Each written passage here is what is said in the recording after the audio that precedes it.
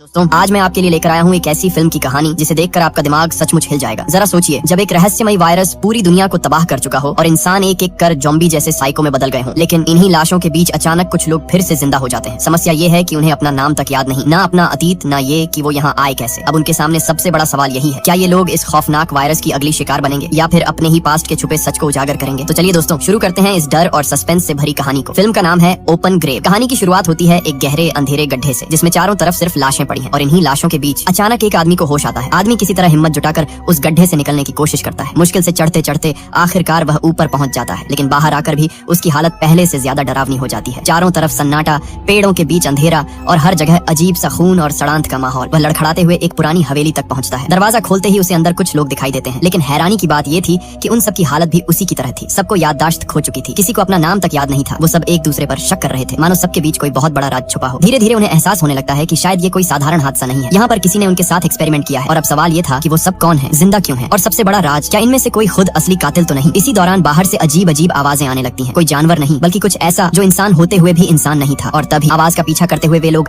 एक साइड में पहुंचते हैं, जहां जमीन पर पड़ा एक और आदमी धीरे धीरे होश में आ रहा था, लेकिन उसकी आंखों में भी वही खालीपन था, जैसे वो सब कुछ भूल चुका हो। इसी बीच कमरे के कोने में खड़ी वही लड़की दिखाई देती है जिसने गड्ढे से उस शख्स की मदद की थी, लेकिन ये लड़की बिल्कुल चुप थी। उसके होंठ तो बंद थे, मगर उसकी आंखों में एक अजीब सा राज छिपा था, जैसे उसे सब पता हो, लेकिन वो बोल नहीं सकती। अब तक एक बात साफ हो चुकी थी, यहाँ मौजूद हर शख्स अपनी याददाश्त खो चुका है। किसी को नहीं पता कि वे यहाँ कैसे आए, किसने उन्हें यहाँ फेंका, और सबसे खतरनाक बात, इन सबका आपस में कोई रिश्ता भी नहीं था। न फोन, न कंप्यूटर, कोई भी कम्युनिकेशन की चीज मौजूद नहीं थी। वे सब पूरी तरह से बाहरी दुनिया से कट चुके थे। लेकिन तभी किसी ने अपनी जेब टटोली और धीरे धीरे सब ऐसा करने लगे। वहाँ से उन्हें कुछ आईडी कार्ड्स मिले। आईडी देखकर उन्हें कम से कम अपने नाम का पता चला, लेकिन नाम जानने के बाद भी अतीत अंधेरे में ही था। अब सवाल ये था कि अगर सबकी यादें मिट चुकी हैं, तो असली सच कौन जानता है। लेकिन हैरानी की बात ये थी कि जिस आदमी को गड्ढे से निकाला गया था, उसके पास तो आईडी तक नहीं थी, यानी उसकी पहचान पर सबसे बड़ा सवाल खड़ा हो चुका था। वहीं दूसरी तरफ वो गूंगी लड़की सब कुछ जानती हुई लग रही थी। उसने जल्दी जल्दी कुछ लिखकर उन्हें समझाने की कोशिश की, लेकिन दिक्कत ये थी कि जिस भाषा में उसने लिखा उसे कोई पढ़ ही नहीं सका। जैसे उसके पास सच था, लेकिन वह सच उनके सामने पहुंच ही नहीं पा रहा था। गड्ढे से निकला आदमी और लूकस अब भी आमने सामने थे। लूकस को पूरा यकीन था कि सारे खून खराबे के पीछे इसी अजनबी का हाथ है, जबकि वो आदमी बार बार कह रहा था, मुझे सच में कुछ याद नहीं। बाकी लोग इस बेकार की लड़ाई से परेशान हो चुके थे। उन्होंने कहा कि अगर हमें जिंदा रहना है और असली बात पता करनी है, तो सबको मिलकर काम करना होगा, वरना यहाँ से बाहर निकलने का कोई रास्ता नहीं। इसी बीच गूंगी लड़की ने एक और इशारा किया। उसने अपने हाथ पर बने एक अजीब से निशान की तरफ इशारा किया। ऐसा लग रहा था कि इस निशान में ही किसी बड़े राज की चाबी छिपी है, लेकिन बाकी लोग इसे समझ नहीं पाए। घर की तलाशी लेने पर उन्हें एक और चौंकाने वाली बात पता लगी। यहाँ सप्लाई बिल्कुल पूरी थी, खाना, पानी, दवाइयाँ, सब कुछ। मतलब किसी ने जानबूझकर उन्हें यहाँ लाकर बंद किया था। अब सवाल ये था, क्या वे सब वाकई शिकार हैं या फिर उनमें से ही कोई शिकारी छिपा बैठा है। यहाँ खाने पीने की कोई कमी नहीं थी, मानो किसी ने पहले से ही सब कुछ प्लान करके रखा हो। लेकिन सबसे हैरान करने वाली चीज थी दीवार पर टंगा कैलेंडर। उसमें एक तारीख को मोटे लाल घेरे से घेरा गया था, 18 तारीख, और ये तारीख बस कल ही आने वाली थी, यानी कुछ बड़ा होने वाला था। लेकिन क्या, ये किसी को नहीं पता। घर की तलाशी में इन्हें कई गन्स भी मिलती हैं। इन्हें देखकर सब चौंक जाते हैं, क्योंकि माइकल उन्हें बहुत अच्छे से चलाना जानता था। ये देखकर सबको शक हुआ कि शायद माइकल पहले पुलिस या सिक्योरिटी गार्ड रहा होगा। याददाश्त सबकी मिट चुकी थी, लेकिन उनके सबकॉन्शियस माइंड में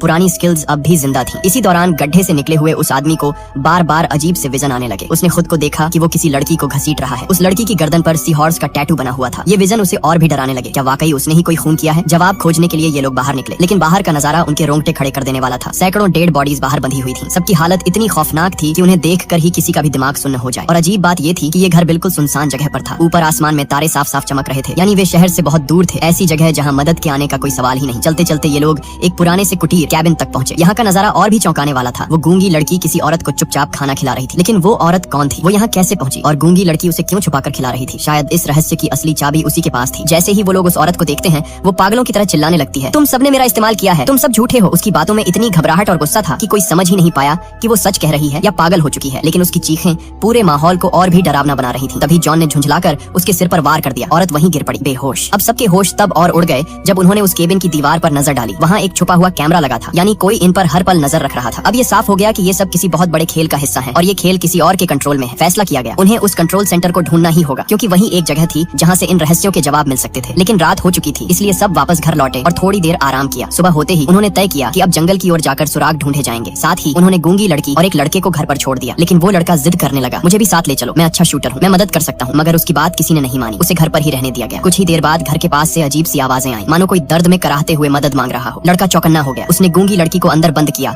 और आवाज की तरफ दौड़ा। वहाँ उसने देखा एक आदमी फेंस में बुरी तरह फंसा हुआ है। वो तड़प रहा था। उसके चेहरे पर खून और मिट्टी लिपटी थी। लड़के का दिल पसीज गया। वो मदद करने के लिए आगे बढ़ा, लेकिन अगले ही पल वो आदमी अचानक हिंसक हो गया। उसने झपट्टा मारकर फेंस की तारें लड़के की गर्दन पर कस दी। लड़का दर्द से चीख उठा। वो मदद करने आया था, लेकिन खुद जाल में फंस चुका था। इधर दूसरी तरफ जो ग्रुप जंगल में खोजबीन करने निकला था, उन्हें कुछ और बड़ा मिला। जंगल के बीच खड़ी थीं 2 गाड़ियां और हैरानी की बात ये थी कि उनकी चाबियां पहले से ही उसी घर में मौजूद थी। मतलब ये सब पहले से प्लान किया गया था। किसी ने इन्हें यहाँ पहुँचने से लेकर हर कदम तक की चाल सोची हुई थी। अब सवाल ये था, क्या वो इन कारों में बैठकर यहाँ से भाग जाएंगे या फिर ये किसी और जाल का हिस्सा है। दोनों कारें मिली मगर दोनों बेकार निकली। एक कार इलेक्ट्रिक थी जिसकी बैटरी लगभग खत्म थी और दूसरी में फ्यूल का नामो निशान नहीं था। अब सबसे बड़ा झटका तब लगा जब उन्हें उसी कार से एक तस्वीर मिली। उस तस्वीर में सबके चेहरे थे सिवाय उस शख्स के जो गड्ढे से निकला था। सारे लोग हैरान रह गए। अब शक और गहरा हो गया कि शायद वही इन सब हालात का जिम्मेदार है। लेकिन उस आदमी ने शांत स्वर में कहा, ऐसा भी तो हो सकता है कि ये तस्वीर मैंने ही ली हो। उसकी बात ने सबको और भी कंफ्यूज कर दिया। इसी बीच गूंगी लड़की वहाँ पहुँचती है। वो सबको इशारे से अपने साथ ले जाती है। वो उन्हें उस जगह लाती है जहाँ पहले उनके साथी को फंसे हुए आदमी ने जख्मी किया था। लेकिन अब वहाँ का नजारा दिल दहला देने वाला था। उनका साथी जमीन पर पड़ा था, आखिरी सांसें ले रहा था और देखते देखते उसकी जान चली गई। सारे लोग सदमे में थे। दर्द और डर दोनों उन पर हावी हो रहे थे। इसी बीच वही फेंस में फंसा आदमी फिर से पागलों की तरह चिल्लाने लगा। उसकी चीखें कानों को चीर रही थी। गड्ढे से निकले आदमी अब तक सब उसे जोनाह बुलाने लगे थे। उसने बिना देर किए गन उठाई और उस आदमी को शूट कर दिया। गोलियों की आवाज के साथ सन्नाटा छा गया। अब सबके दिमाग में सिर्फ एक ही ख्याल था, अगर हम जल्दी यहाँ से नहीं निकले तो अगला नंबर हमारा होगा। जोनाह ने शेरन को एक कार में बैठाकर उसे धक्का देना शुरू किया, शायद वो किसी तरह स्टार्ट हो जाए। तभी रास्ते में उन्हें एक पुरानी बिल्डिंग नजर आई। वे दोनों अंदर गए और वहाँ जो देखा उसने पूरी कहानी बदल दी। एक बच्चा अंधेरे में छुपा हुआ था। उसकी आंखों में खौफ साफ झलक रहा था। जैसे ही उसने जोनाह को देखा वो कांपते हुए चिल्लाया, जोनाह यहाँ से भाग जाओ, कल वो लोग आ जाएंगे और सबको मार डालेंगे। ये सुनते ही सबके पैरों तले जमीन खिसक गई। बच्चे को आखिर किसकी बात पता थी? ये वो लोग कौन थे जो अगले दिन आने वाले थे? कंफ्यूजन और गहरा गया क्योंकि उनकी याददाश्त अब भी गुम थी। इसी बीच घर पर मौजूद लुक्स की हालत भी बिगड़ने लगी। वो अचानक हिंसक हो गया और उसने गूंगी लड़की को पकड़ लिया। सौभाग्य से बाकी लोगों ने उसे छुड़ा लिया, लेकिन अब साफ था कि कुछ न कुछ उसके अंदर बदल रहा था। दूसरी ओर जोनाह और शेरन उस बच्चे तक पहुंचने की कोशिश कर रहे थे, लेकिन दरवाजा बंद था। जोनाह ने उसे तोड़ने की कोशिश की। तभी अचानक शेरन के सिर में तेज दर्द उठा। उसका पूरा शरीर कांपने लगा और अजीब बात ये थी कि जोनाह को भी उसी वक्त कुछ गड़बड़ महसूस होने लगी, जैसे इन दोनों का अतीत किसी गहरे राज से जुड़ा हो और वो राज अब धीरे धीरे सामने आने वाला था। लकस जैसे ही कंट्रोल सेंटर के अंदर गया, वहाँ उसने बहुत सारी स्क्रीन देखी जिन पर उनकी हर एक हरकत रिकॉर्ड हो रही थी। घर के अंदर, जंगल में, यहाँ तक कि उस केबिन और शेड्स तक की रिकॉर्डिंग्स चल रही थी। ये देखकर उसे यकीन हो गया कि कोई न कोई इन सबको लगातार मॉनिटर कर रहा है। स्क्रीन के पास रखे एक बोर्ड पर उसे कुछ फाइल्स और मैप्स भी मिले। उन फाइल्स में इन सब लोगों की डिटेल्स लिखी हुई थी, नाम, उम्र और साथ ही उनके बिहेवियर के बारे में नोट्स। लेकिन सबसे चौंकाने वाली बात ये थी कि इन सभी को एक्सपेरिमेंट सब्जेक्ट्स लिखा गया था। लकस अब समझ चुका था कि यह कोई ऑर्डिनरी जगह नहीं है, बल्कि एक ह्यूमन एक्सपेरिमेंट कैंप है। लेकिन इससे पहले कि वह बाकी लोगों को बुला पाता, उसकी हालत और भी खराब हो गई। उसे बहुत तेज बुखार और हेलुसिनेशंस होने लगे। दूसरी तरफ शेरन और जोना उस बच्चे से मिलने की कोशिश कर रहे थे, मगर जैसे ही दरवाजा नहीं खुला और जोना ने जोर लगाया, दोनों को अजीब सी एनर्जी ने पीछे धकेल दिया। यह एनर्जी किसी इनविजिबल बैरियर जैसी थी और इसी दौरान शेरन को एक विजन दिखा जिसमें वही सी हॉर्स टैटू वाली लड़की नजर आई। उसने शेरन की तरफ देखकर कहा, 18 तारीख सब कुछ खत्म हो जाएगा। अब शेरन और जोना दोनों डर गए कि आखिर कल होने वाला क्या है। इधर नेथन अपने हाथ आए चश्मे की वजह से अपनी कुछ पुरानी यादें देखने लगा। उसे याद आया कि वह पहले इसी जगह एक गार्ड था जो यहाँ के सिस्टम को कंट्रोल करता था, लेकिन अचानक उसे लगा कि उसके दिमाग में किसी ने जबरदस्ती चीजें मिटा दी हों। अब उसे समझ में आ रहा था कि शायद यहाँ मौजूद हर इंसान की मेमोरी को इरेज करके एक्सपेरिमेंट चलाया जा रहा है। जंगल में खड़े वो इन्फेक्टेड लोग जोना की आवाज सुनते ही पागलों की तरह चीखने लगे और एकदम झुंड बनाकर कार की तरफ दौड़ पड़े। उनकी आंखें खून से लाल थीं और हाथों में धारदार कुल्हाड़ियां व हथियार थे। शेरन समझ गई कि अब भागना ही एक रास्ता है। उसने तुरंत जोना को खींचकर कार में बैठाया और गाड़ी स्टार्ट करने की कोशिश की, लेकिन गाड़ी का इंजन बार बार फेल हो रहा था। इतने में इन्फेक्टेड लोग नजदीक पहुंच गए और कार पर वार करने लगे। किसी तरह गाड़ी स्टार्ट हुई और शेरन ने तेज स्पीड में उसे आगे बढ़ाया। अब लूकस के दिमाग में सवाल घूमने लगे कि अगर जोना मास्टरमाइंड है तो उसने खुद को इन सब के साथ क्यों फंसाया और ये इन्फेक्टेड कौन है, पुराने सब्जेक्ट्स या फिर नए एक्सपेरिमेंट। लकस की आंखों में गुस्सा साफ झलक रहा था। उसने गन की नली सीधी जोना के माथे पर तान दी। कमरे में सन्नाटा छा गया। बस शेरन की तेज सांसें सुनाई दे रही थीं। शेरन ने कांपते हाथों से कैमरा ऑन किया और वीडियो प्ले किया। स्क्रीन पर साफ दिख रहा था जोना लोगों को बेहोश कर उनके शरीर में इंजेक्शन लगा रहा है, उनके खून और ब्रेन से सैंपल ले रहा है और कई सब्जेक्ट्स की मौत भी इसी दौरान हो चुकी थी। शेरन के चेहरे का रंग उड़ गया। उसकी कलाई पर बने इंजेक्शन के निशान जलने लगे, मानो उसका शरीर खुद चीख रहा हो कि हाँ, उसके साथ भी कुछ किया गया है। उसकी आंखों से आंसू छलक पड़े। उसने धीरे से फुसफुसाते हुए कहा, जोना तुमने मेरे साथ भी ये किया। जोना अब और बर्दाश्त नहीं कर पाया। उसने गुस्से और डर से भरी आवाज में चिल्लाकर कहा, नहीं, तुम समझ नहीं रहे हो, ये सब मेरी मजबूरी थी। अगर मैं ये नहीं करता तो हम सब मर जाते। लेकिन लक्स ने बिना पलक झपकाए जवाब दिया, झूठ मत बोलो, ये सब तुमने अपने लिए किया है। हम सब तो बस तुम्हारे एक्सपेरिमेंट्स की गिनी पिग्स थे। और गूंगी लड़की एक दूसरे को डरे हुए देख रही थी। बाहर अंधेरा गहराता जा रहा था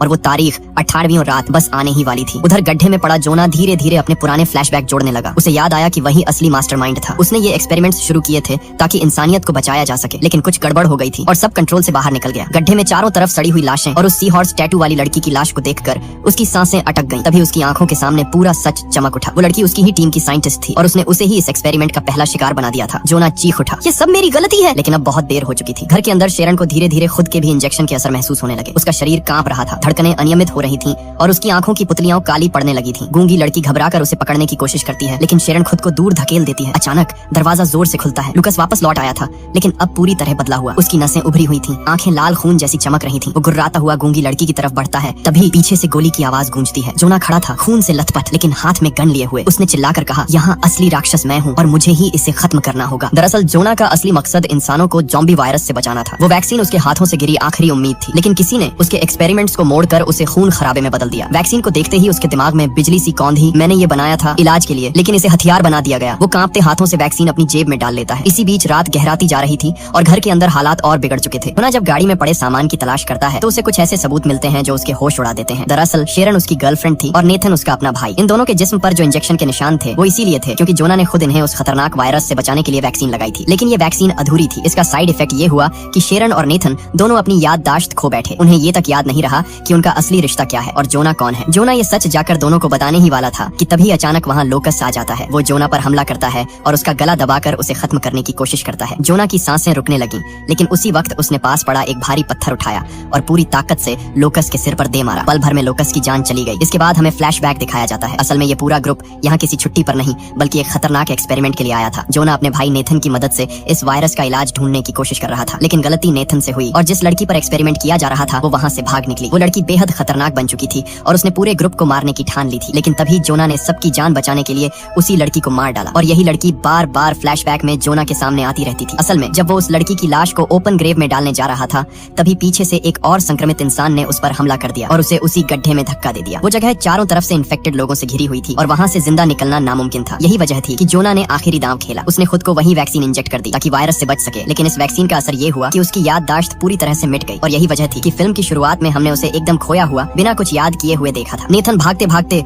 उसी पुरानी बिल्डिंग तक आ पहुंचता है। शेरन उसे देखती है और फौरन उसके गले लग जाती है। ये लम्हा साफ दिखाता है कि कहीं न कहीं इन सब की यादें लौटने लगी थी। शेरन वहीं बैठकर जल्दी जल्दी जोना के लिए एक नोट लिख रही थी। चारों ओर इन्फेक्टेड्स की भीड़ थी और हर तरफ मौत मंडरा रही थी। इसी बीच जोना घर की तरफ पूरी ताकत से दौड़ रहा था। सुबह की पहली किरण फूट चुकी थी और इसका मतलब था कि आज 18 अप्रैल है, वो दिन जब मिलिट्री सबको खत्म करने आने वाली थी। अचानक नेथन को बाहर से हलचल सुनाई देती है। वो बाहर निकलता है, लेकिन जैसे ही मिलिट्री वाले उसे देखते हैं बिना एक पल गंवाए सीधा गोली चला देते हैं। नेथन की लाश वहीं गिर पड़ती है। जोना उसी वक्त वहाँ पहुँचता है और अपनी आंखों के सामने अपने भाई को मरते हुए देखता है। उसकी चीख दब जाती है क्योंकि आवाज का मतलब था मिलिट्री की नजर। शेरन भी नेथन के साथ बाहर आई थी। गोली की आवाज सुनकर वो घबरा कर एक कोने में छिप जाती है। जोना तुरंत उसके पास पहुंचता है और उसे आर्मी की नजरों से बचाकर खींच लेता है। दोनों किसी तरह भागते हैं। इसी दौरान एक इन्फेक्टेड औरत अचानक शेरन पर टूट पड़ती है। वो चाकू घोंपकर उसकी पीठ छलनी कर देती है। खून धारा बनकर बहने लगता है। गुस्से में जोना उस औरत को मार गिराता है, लेकिन शेरन की हालत बेहद नाजुक हो चुकी थी। उसे कहीं ले जाना नामुमकिन था क्योंकि चारों तरफ आर्मी मौत बरसा रही थी। जोना को सिर्फ एक ही जगह नजर आती है, वो ओपन ग्रेव, जहाँ कोई जाने की सोच भी नहीं सकता क्योंकि वहाँ सिर्फ मुर्दे पड़े थे। वो शेरन को अपनी बाहों में उठाता है और उस गहरे गड्ढे में कूद पड़ता है। वहाँ पहुंचकर